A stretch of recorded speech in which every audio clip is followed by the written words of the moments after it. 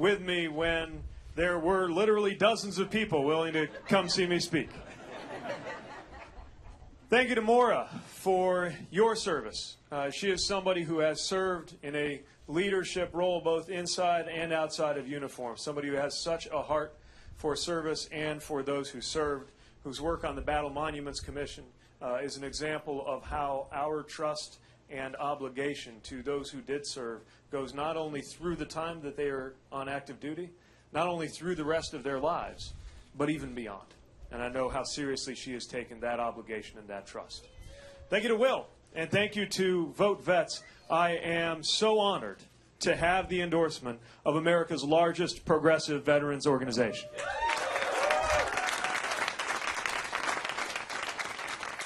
And so thankful for the work that they do to remind us of something that I think everyone who has served knows, which is that the flag of the United States and the love of our country do not belong to any political party.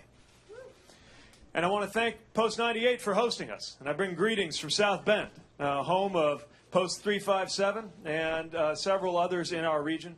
And I know the work that you are doing tirelessly to create that sense of community and identity and purpose, as well as advocate for everybody who served. And, of course, thanks to all of you for joining us. It has been an extraordinary week, and we are absolutely electrified by the energy that we are coming here with and by the extraordinary validation of this campaign's vision that we had in Iowa on Monday. I'm also mindful and humbled by the fact that New Hampshire is New Hampshire. And New Hampshire is not the kind of place to let Iowa or anybody else tell you what to do. So I know that in the days leading up to primary day, it is my responsibility to seek to earn every vote in a state that famously thinks for itself, in a state that lives by the motto of live free or die, and that understands that American freedom depends, among other things, on those who are willing to defend it and defend it with their lives. New Hampshire has contributed more than its share of veterans and service members. And I know from my travels through this state, the fact that we rolled out first our veterans policy here in this state, just how seriously everyone here takes that trust. And the reality is, our country's got a long way to go when it comes to doing right by those who serve and doing right by those who serve both during and after their time on active duty. I've been reminded that in the conversations that I have had with veterans of each generation across New Hampshire, from those in the post 9/11 generation looking for nothing more than an opportunity to continue to contribute, and of course expecting that there would be some understanding of the wounds of war that are so common to those post 9/11 conflicts, from traumatic brain injury to post-traumatic stress. But also veterans from other generations, including the Vietnam generation, who did not have the benefit that mine did of living in a time when all Americans understood fairly well the distinction between how we feel about a policy related to war and peace and how we feel about the troops commanded to go carry out that policy, often whether they asked to or not. And so to anybody here who did not get the welcome home that you deserved at the time you came home, better late than never for us to say one more time, thank you and welcome home.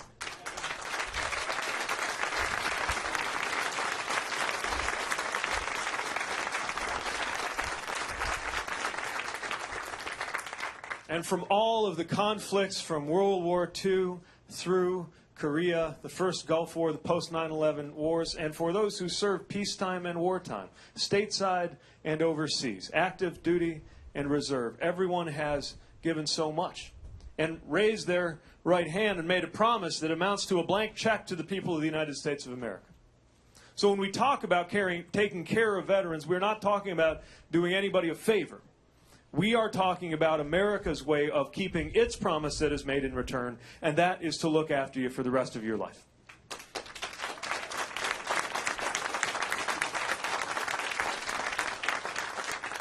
But there's something else so important and so special about the community of American veterans, especially at a moment like this. And it is the fact that those who served have that thing in common, even when we have so little in common right now. When we have our own news sources, our own media information bubbles, our own politics, sometimes it feels like different people have different facts. And yet everybody who's served has that fact of having done so alongside those who maybe were so different from each other that we had nothing in common besides the flags on our shoulders. And yet, because of that, learned how to support and work with and trust one another with our lives. I often think about the fact that when I was getting into a vehicle and getting ready to go outside the wire, and whether it was taking something across town in Kabul or taking a trip on the open road to Bagram, the people getting in the vehicle with me could not care less if I was a Democrat or a Republican. Could not care less if I was going home to a girlfriend or to a boyfriend. Could not care less what country my father immigrated from and whether he was documented when he did. They wanted to know that I was prepared to do my job, to keep them safe, and vice versa. And we learned to trust one another even though we came from radically different backgrounds, geographically, racially, politically, definitely politically, wildly different political backgrounds. And yet we formed that trust. And that is a touchstone within the community of American veterans that we need today more than ever, because it sounds and feels more and more like Americans can barely hear each other. That's why we need to lift up that experience. It's why I propose that we create in this country 1 million paid voluntary national service opportunities a year, so that the military is only one of the ways you can serve your country and get to know others.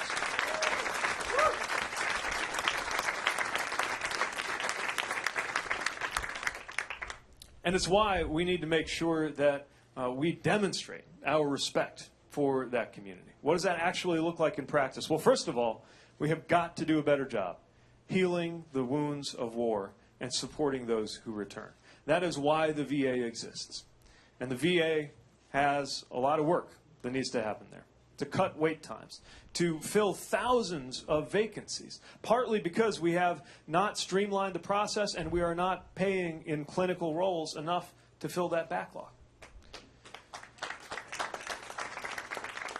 It's got to be more veteran-centric, and there has to be more of a coordination of information. When information from your active duty time, including medical records, never makes it to the VA, something is wrong. When systems aren't talking to each other, something needs to be done.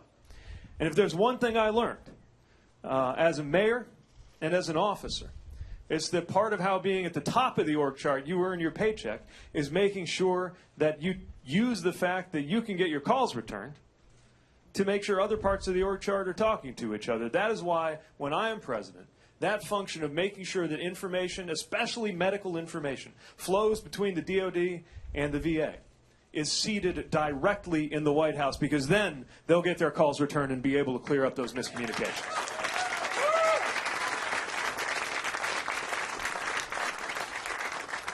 It also means understanding what we now know and applying that to those who didn't have the benefit of us realizing what PTS meant, for example. So many veterans right now have bad paper discharges, unable to access the benefits that they have earned because of separations that were related to issues that might have been a direct consequence of moral or mental health injury that they sustained while in service. That's why we need to proactively make sure that those bad paper charges are cleared up and that people are able to get the service that they've earned. It's also why we need to change the way this entire country thinks about issues of mental health. It touches the veterans community in particular, but it's impacting so many of us in so many ways. Understanding why addiction is often the result of self-medication for a crisis of belonging that can arise for somebody who loses that sense of community identity and purpose, not to mention all of the things that they might be dealing with when they return home.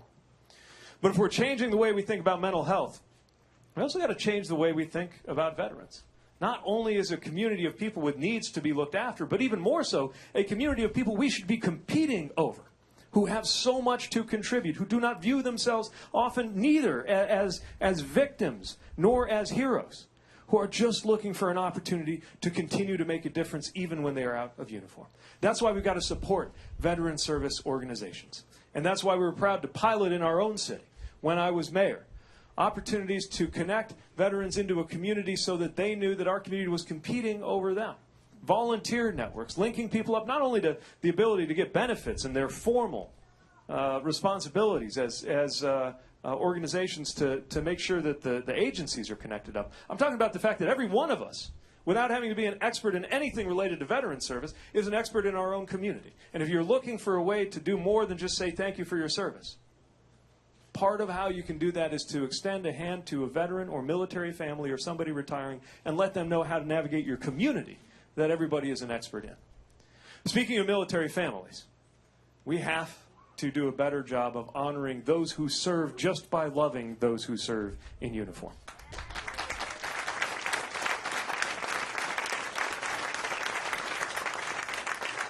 Doing a better job of that has some very specific and very concrete implications, like we need to suspend student loan repayment for spouses who are experiencing unemployment because of the moving around that they have had to do because they are married to somebody in the service of this country.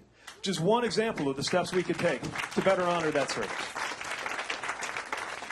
That's why we got to do a much better job of ensuring that military housing, quality military housing, is available to all who serve on active duty. A shockingly low percentage of those who serve and their families report that they are satisfied with the housing that they're in. And now we are seeing sometimes the funding for that put at risk. And when private contractors are in the mix, they must be held accountable for their performance and for doing a better job of housing those who serve and those who love them. We also need to recognize that the diversity of our armed forces is part of its strength. That's why we now need to stamp out any form of white nationalism rearing its ugly head in the military.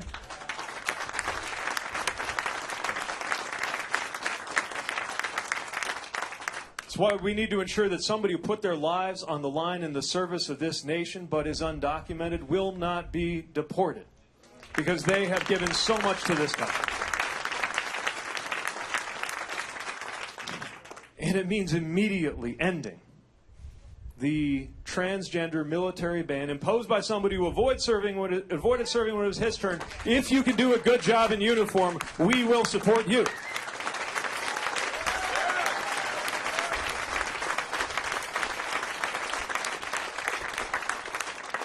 To this day, there is a long way to go in making sure that we have gender parity in the experience of serving this country in uniform. And we need to recognize that our military will not be all that it could be, nor will our country, until we ensure that sexism has no place and finds no home anywhere in the armed services, and back that up with action and with enforcement.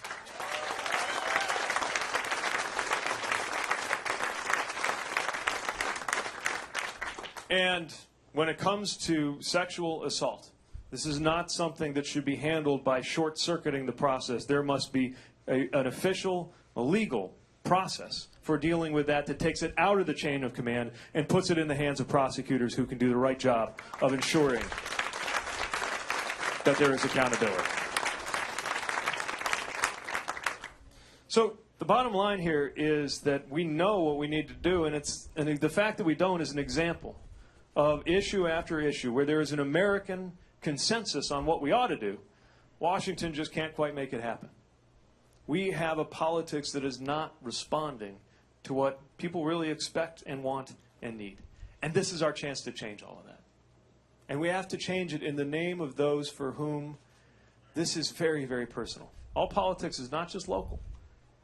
It is personal. I'm reminded of that in the stories of the voters that I meet. I'm reminded of that every time I run into someone that I served with. You know, not long ago at the airport, by total coincidence, I ran into someone I had not seen since we were both deployed. Hadn't seen since she was injured in an insider attack while we were both in Kabul. And as I saw her walking down the concourse with her teenage son at her side, I couldn't believe it. And I stopped her to ask how she was doing, and saw that she was wearing a T-shirt from the Wounded Warrior Project. And it read, "Some assembly required." And asked how she was doing, and she lifted up her knee and she tapped on the prosthetic of the part of her leg they couldn't save. And she said, "The Navy fixed me up just fine." And then she let me know she's looking forward to her next deployment, because the people who put on the uniform of this country will do whatever is required and expected of them by the United States of America. That is why they deserve, both during and after their time of service, the support, the respect, and the care of a commander-in-chief who knows what it means to hold a set of orders in your hand and will never let our veterans down.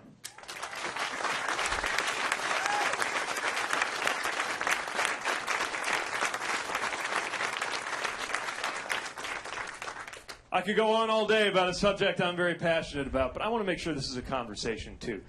We are just a little more crowded than we had anticipated, so I don't know if we have mic runners available. All right, we will try to get a microphone to you from one of our campaign team members, and I will do my best to be concise so that we can take as many questions as possible. You're up first, sir.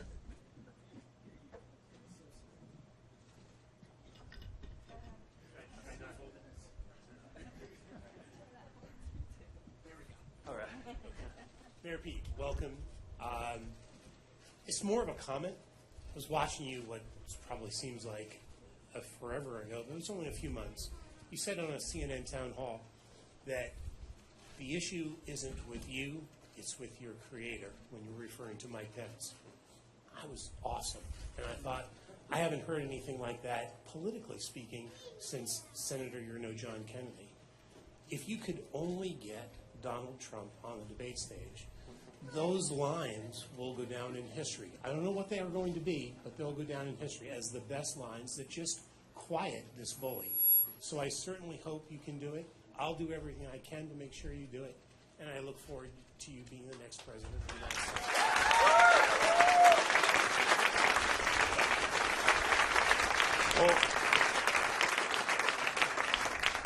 Well, I appreciate the kind word, and I'm asking for everybody's help here to make sure that I get to stand on that debate stage, because I believe this president ought to have to stand next to somebody who actually lives in a middle-class neighborhood in an industrial city in the Midwest. It's the exact kind of place that he talks about, but turns his back on. I think that if he wants to cloak himself in religion, he should stand next to somebody who is willing to hold him to account for that and talk about why, just like our flag, God does not belong to a political party in this country. And I think he ought to have to stand next to somebody who served this nation and have a real conversation about what it means to demonstrate and show, not just tell, your love for this country. So we're hoping to have exactly that conversation. Thank you. Yes, ma'am. My name's Jana. I'm competing for Miss New Hampshire in April. Wonderful. We have social impacts that we care about, and mine is specifically about child abuse and child sexual abuse. So I work a lot with child advocacy centers. I'm not sure how aware you are of them, but I don't think child abuse or focusing on our children is something that I've heard a lot of you guys talk about. So I'd love to hear your plans and what you really think matters about helping this country with child abuse. Absolutely. You know, part of the responsibility of anyone in a position of trust or authority is to look after those who are most vulnerable. And who is more vulnerable than children who are faced with things they don't even understand and experience abuse? And it is why we need to make sure that we have the right resources and the right partnerships to do something about it. And that's something that cuts across every kind of community and requires that we're ensuring, first of all, that we're gathering the kind of information, the kind of data in law enforcement that, again, an area where systems aren't talking to each other. And these aren't just data points. They're children. They're families. And they're falling through the cracks. It means making sure that we have a better process, legally speaking, to make sure that there's not just accountability, but that we can prevent, not just react to these kinds of situations.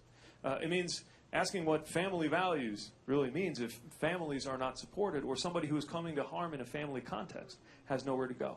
It means creating reporting systems where there can be anonymous, secure, actionable reporting when anybody identifies a threat or a risk to a child.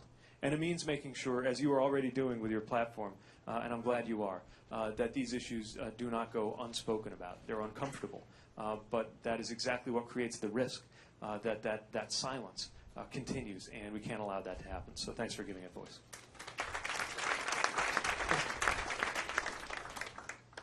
Hi, my name is Dr. Ann Vermette, and I'm passionate about health care. My husband battled cancer, In the state of New Hampshire, he was misdiagnosed for over 5 months, was told he had a slip disc, he had bone cancer. I got him across state lines to Mass General Hospital, where they had to amputate his hip and his leg when my son was 13 days old and my other son was 2.5. The problem as a resident in New Hampshire, if you do not have health insurance with your company and you go on Obamacare, we need to stay in the state of New Hampshire. I know you have a public option. Could you be specific about that and how you're going to fund it? Because our concern is we want the freedom of choice to seek out the best doctor for our specific problem. Yes. And choice is at the heart of my approach on health care. That's why we call it Medicare for all who want it. That we create this quality plan that is available to everybody who wants it, but allow people to decide whether they want it. And this, by the way, is relevant to veterans because as important as it is that we shore up accessibility and availability in the VA system, actually a majority of veterans aren't using the VA system for care. And whether they don't have a service-connected issue or for any number of other financial or reasons, they are not part of that system and enrolled, which means that a big part of how we take care of veterans, as well as all Americans, is making sure that there's no such thing as an uninsured American. Now, the ACA was a tremendous leap forward, clearly. It made it possible for so many more Americans to get insurance than had already. But as your story, if I understand it right, illustrates, that still creates, it leaves a lot of gaps, and having insurance does not always mean getting excellent care, especially if your access to insurance or access to the kind of provider you need stops at the state line.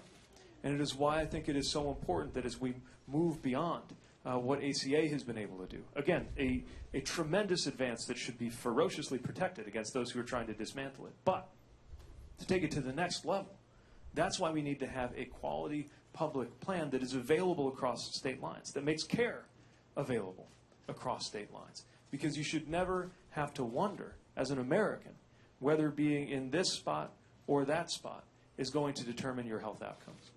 And this is especially acute for those who are living in rural areas, who, regardless of the state line, may just not be anywhere near a provider that they need to see in order to get the care.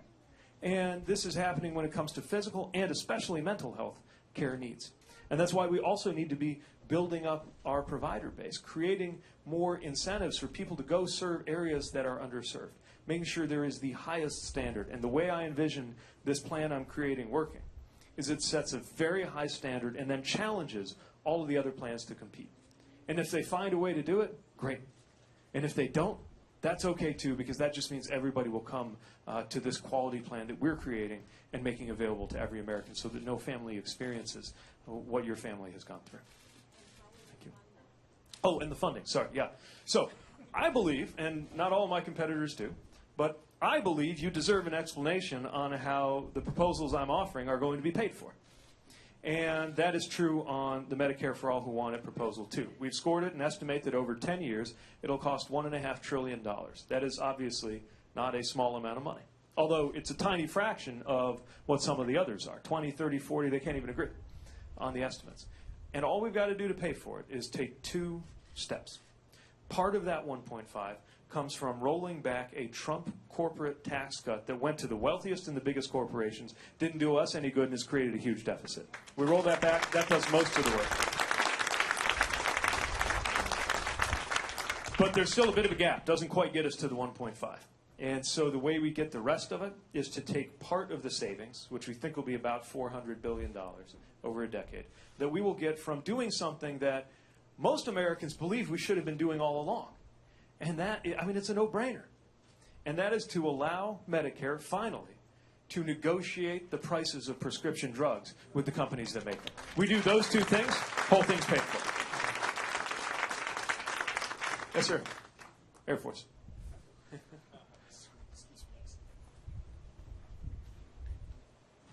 you.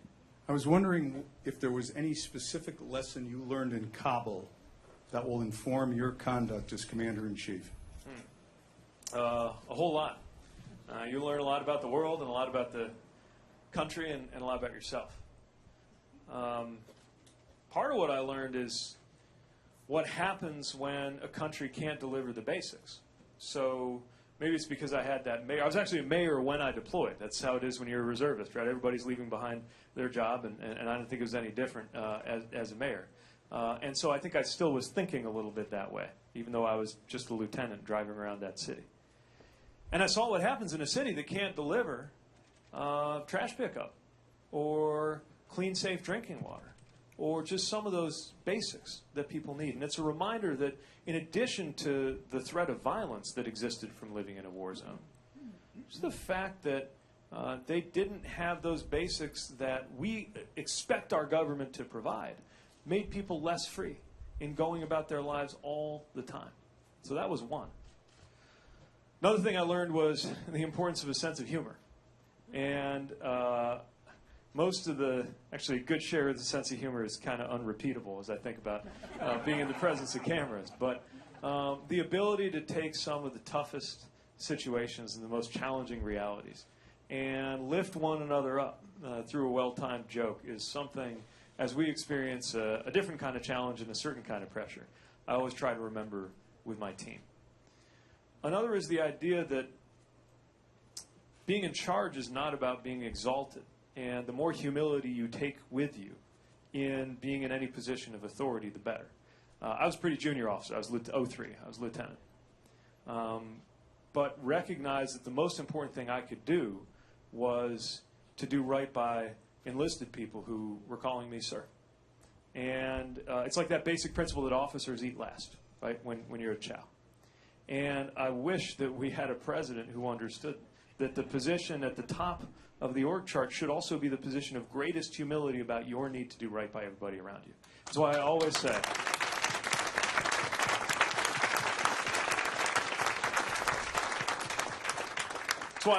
that the purpose of the presidency is not the glorification of the president. It's the empowerment of the American people. So that's some of what I took away.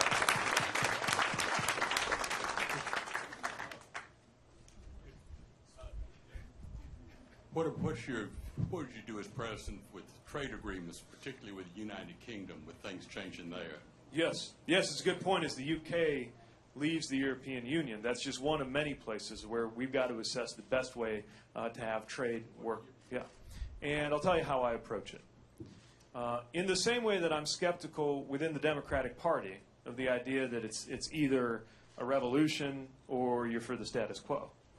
When it comes to trade, I'm skeptical of the idea that it's either free trade or trade war. I understand the skepticism about free trade because my own city felt it so harshly.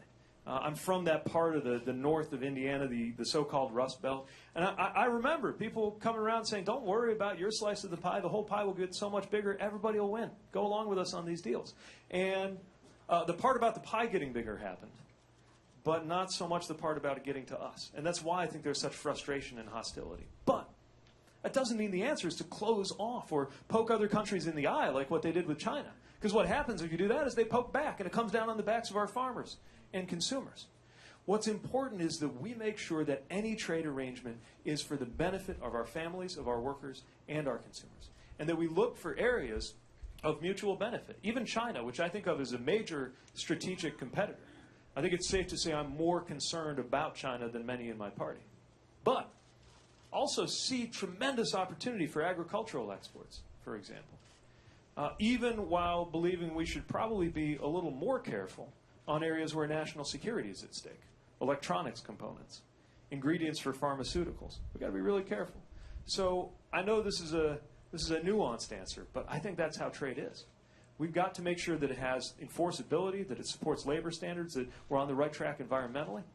And then within that, we got to take the steps that are going to make us all better off, whether we're dealing with a longtime ally like the UK or a strategic competitor like China. And you will find me ensuring from the White House that all of our trade negotiations and trade approaches have those affected right here at home at the table, and that it's part of a strategy. That we don't just go off and punch somebody in the nose and wait to see what happens, but that everything we do is part of a strategy to create more opportunity right here at home. So, all right. I'm told this is our last question, so you're up. Sorry. So I've gone through the citizenship process with my parents, myself, and both sets of my grandparents. And what I've seen is the visa process, green card process, and citizenship processes, they all seem to unfairly discriminate against people who don't have access to lawyers, who aren't completely proficient in English, and things like that. And I was wondering if you could outline any reforms that you might have to these processes or just immigration accessibility in general. Sure. Well, first of all, let's start with the basics. I'm glad that you and your family are here, and you are contributing to this country.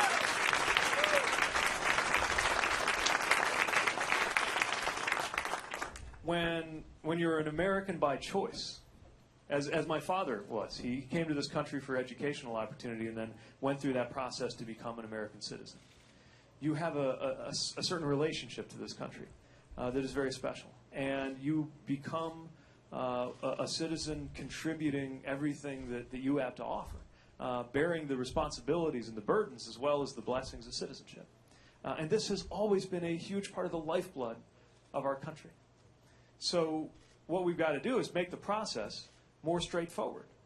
And one thing that folks, Democrats, Independents, and quite a few Republicans agree on is the desire to have less bureaucracy in our lawful immigration process. So in addition to the day one kind of stuff we got to do in a situation like the border, where you've got people seeking asylum, by the way, within their rights to do that, and all the other situations going on, there's just some basic immediate things we got to do. An immediate end to family separation, an immediate change to the way we respect the right to asylum, and beginning on day one, working under the very simple, I think, idea that there ought to be no such thing as a private prison for children. So we know that the border stuff we got to do. But there's a whole other part of the story that's not being told. This is, I think, what you and your family experienced, the bureaucracy, the expense of going through this process. And again, this is a process that is to our benefit, to America's benefit. And so a couple of steps that I think would help make it better. One is these country caps that exist that create a longer and longer clock on family reunification and other ways to make sure that folks get through that process. It's based on numbers that were set into law in the 1980s. Makes no sense, and it has no relationship to our economic reality. So when we have work-based visas and those pathways to come to the country, it should be something that can be revisited and revised every 2 years in an administrative process instead of literally taking an act of Congress to go clear up.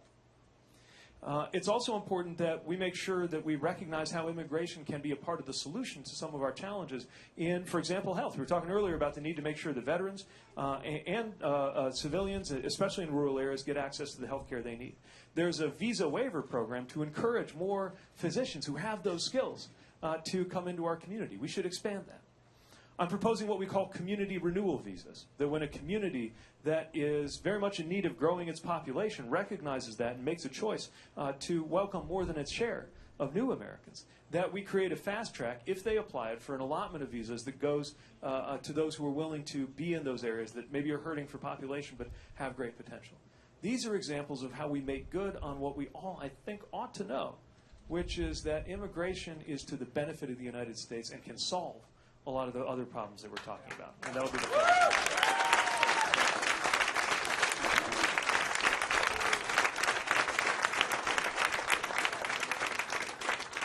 Well, I got the wave telling me that our time is up, even though there are so many other areas that we could have touched on, both specifically around how we support veterans. And I hope that you'll, if you're interested in more, go to peteforamerica.com and learn in full detail about our vision and our program. And about all of the other issues affecting this country that are at stake right now.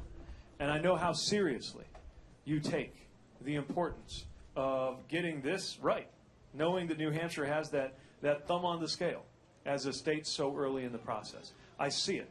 I've seen it in your faces from those first visits when I came through, and at the end you'd say things like, that was pretty good talk. I think you're in my top 7 now. All the way down to these last few days that are bringing us to decision time. And the importance of making sure that we are ready to win and making sure that we are ready to lead once we do is what this campaign is all about. So one more time, eye to eye in all humility, I'm asking you for your vote and hope that we will be able to work together to make this country a better place for us all.